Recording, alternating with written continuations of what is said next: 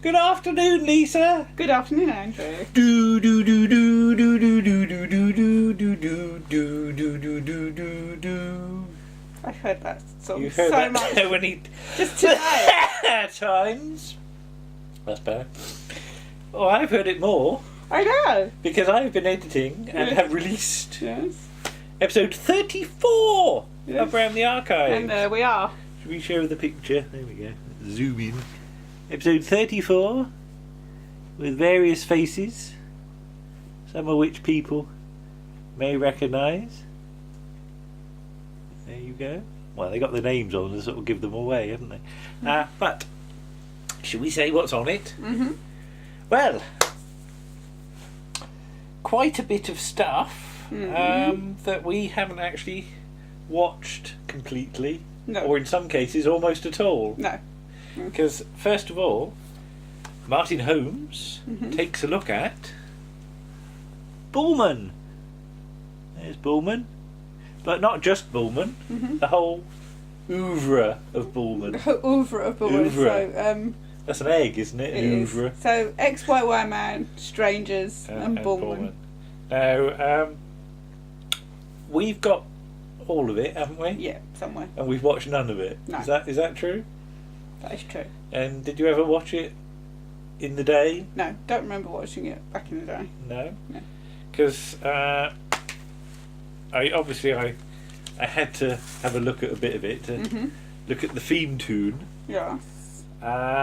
So Bulman runs 1985 to 1987, and of course, you know, for people of a certain age, Don Henderson is Delta and the Bannermen, isn't he? Well, he's in Delta and the Banner. He's Gavrock. He's Gavrock. Yeah. Yeah. He's not Delta. No, Although, he's a Bannerman. I can't imagine But he's him not in a Delta. skin-tight white No. leotard, can you? No.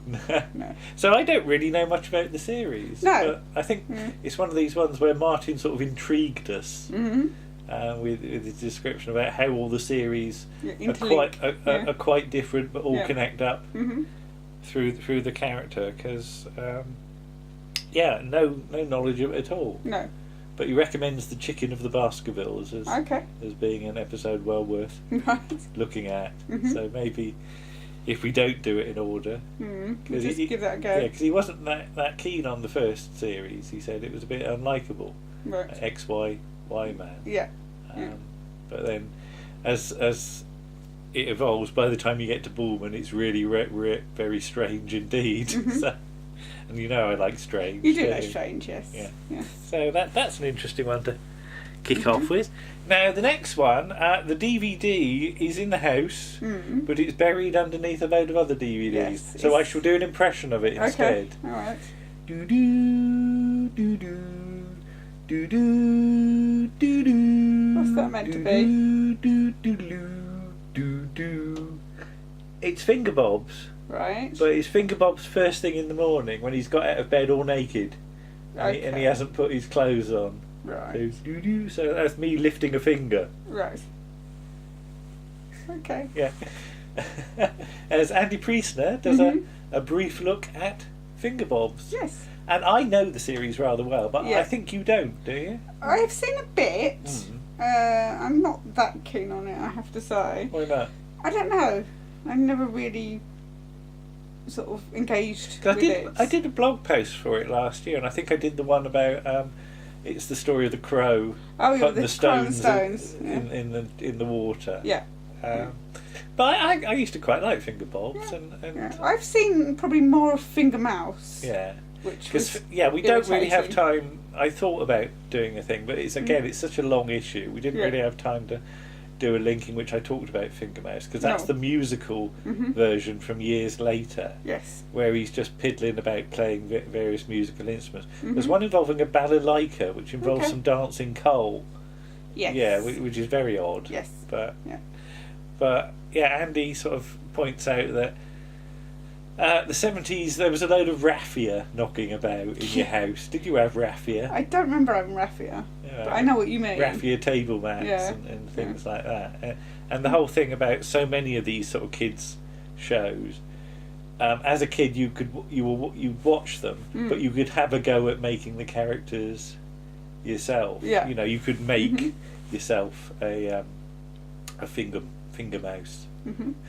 Because he points out, because Fingerbobs is the name of the show, and Fingermouse is the star, why aren't the other ones called things like Finger Tortoise? Yes. Which sounds rude. It does a little bit, yeah. Though Flash the tortoise can take his shell off. Yeah. He can do that with it, and his shell sort of flips off, and he can use it to carry things or dig in sand with and stuff like that. So it's very weird. See, then he's going to put his shell back on, and it's going to be sandy, and it'll be all gritty and no. Well, he'll get Yuffie to blow it out, I expect. Right.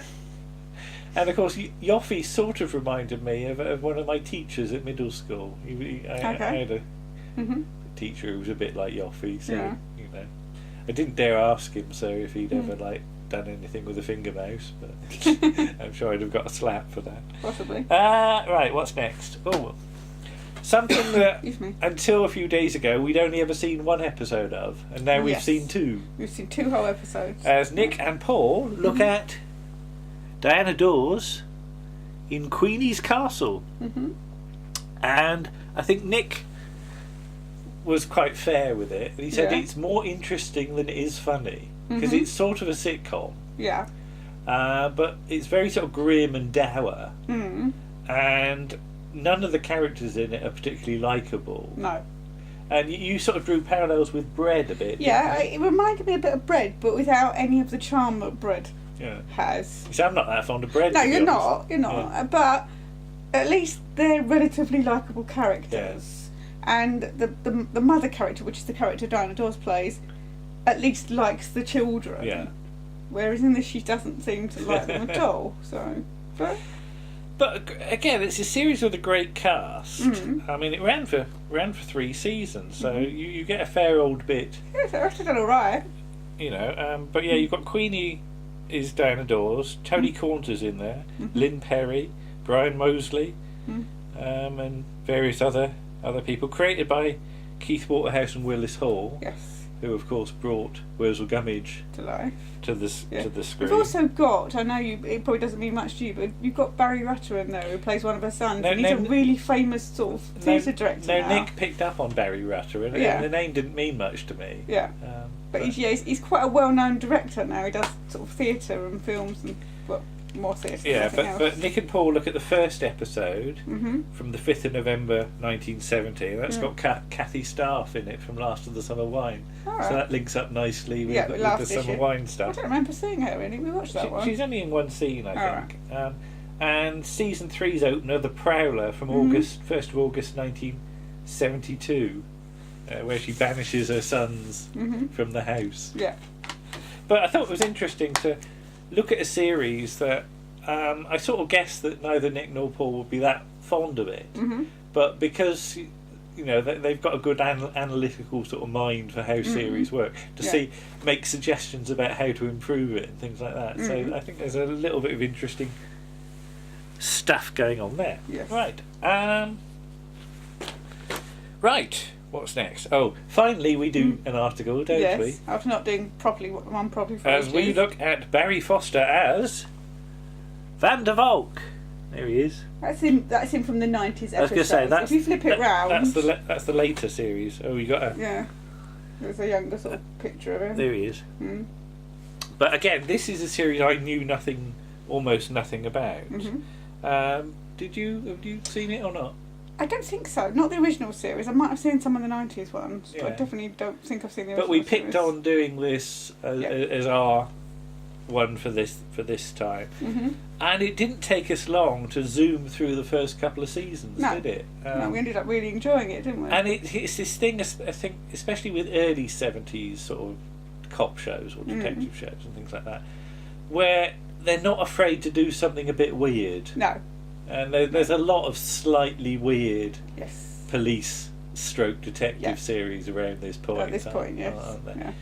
I think later on it becomes less weird. Yes, for the third series, Euston Films, because it was Thames, Euston Films take over the making of it, and it becomes a bit more bog standard police show. But really. we just better wave all our research material at the screen. So, a Euston Films book, the Robert Banks Stewart book from Milk, the Douglas Camfield book from Milk, also from Milk, the Van der Valk annual that surprised a few people that it even existed. Yes.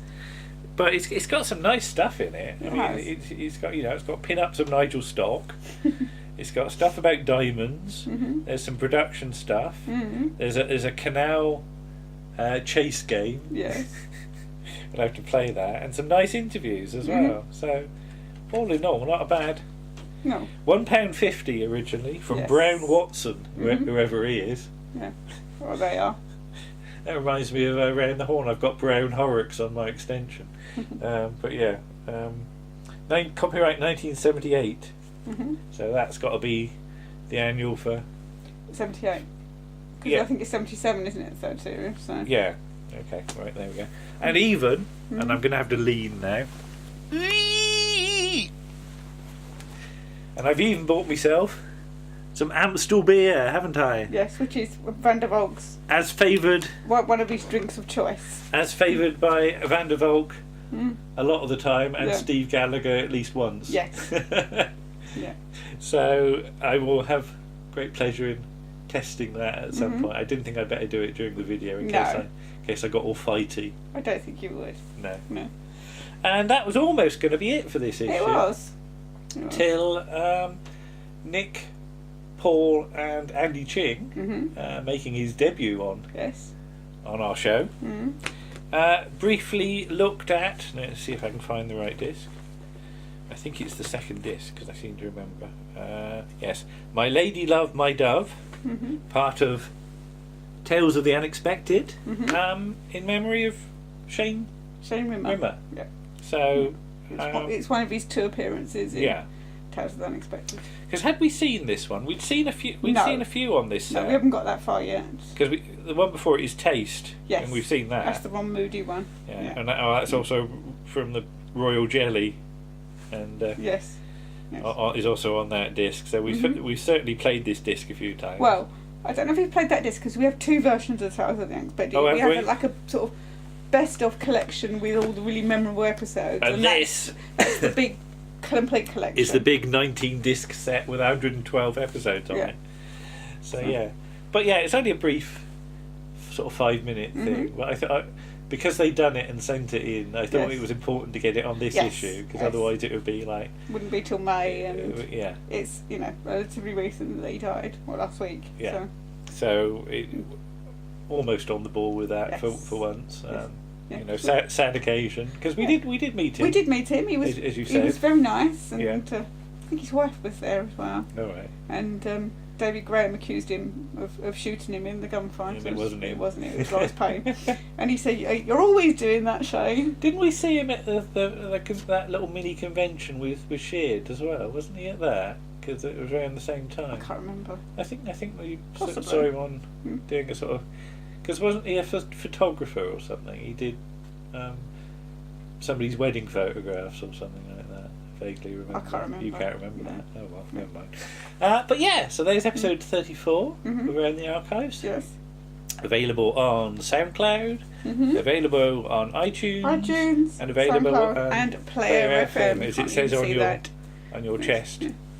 So I'll probably put the link in the comments description-y thing below, and then hope you all enjoy it. Yes. It's over 2 hours again. Yes. But there was a lot to pack in. Yes. But I think it's quite. And again, we've got a nice range of shows and a good range of people doing stuff. So it's and we haven't even said we've got an interview with Andy Priestner. Yes, you forgot about that, didn't you? Yeah, I was so busy going on about that. Yes. We were lucky enough to have Andy Priestner on this very sofa. Yes, he was sitting in this seat. We didn't take a photo, did we? No, we didn't. We should have done. Yeah. But there are some cartoons that have been done that you'll see at some point. Not quite sure when those are coming out, but he found himself in the area, and I got a message one day saying, "Can I come and sit on the sofa and be interviewed?" Basically. Yes. Well, we weren't quite sure what we were going to do. We did sort of half think about doing an article, but I thought it was easier just to have a natter. and that proves surprisingly easy to do. Yeah. And I think we got some interesting material about it, because, as we say in the piece, it turns out that Andy's written booklets for quite a few of our DVDs. Things in our DVD collection. Not all of them, which we have the booklets for, sadly. No, because some have since been reissued without the booklets. Yes. But we've certainly got some of his writings, not to mention his various books on Survivors, Tenko. Yeah, well, we don't have the Survivors one, but Secret Army. We've got the Tenko one, and we've got the Secret Army one. Yeah. In fact, Secret Army one's just over there. There it is. But yeah, so again, hope you enjoyed, and what's episode 35? I don't really know yet. No, we've got some for ideas. Once, I'm not quite sure. Got some I know ideas, one thing that's going on it, but beyond that. But yeah, we have ideas. We've knocked various ideas around for 35, haven't we? So at the moment we haven't quite decided. No. But that's quite exciting. Yes. So it might all change, yeah. So we shall see. See you again then. Okay. Bye-bye. Bye.